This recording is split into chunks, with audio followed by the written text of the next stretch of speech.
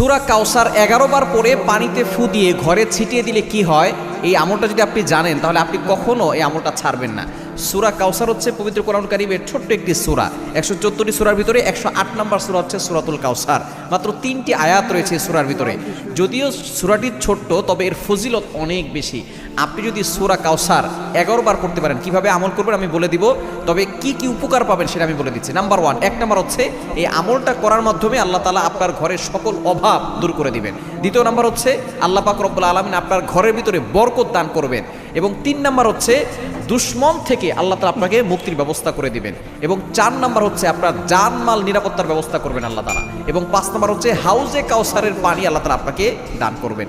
কেননা এই সূরা কাউসারের ভিতরে ইন্না আতাইনাকাল কাউসার, হাউজে কাউসারের ব্যাপারে আল্লাহ পাক রব্বুল আলামিন বলে দিয়েছেন যে এটা নবী সাল্লাল্লাহু আলাইহি ওয়াসাল্লামকে আল্লাহ তাআলা হাদিয়া দিয়েছেন হাউজে কাউসার। একমাত্র আমাদের নবীজি সাল্লাল্লাহু আলাইহি ওয়াসাল্লাম তার উম্মতদেরকে হাউজে কাউসারের পানি পান করান।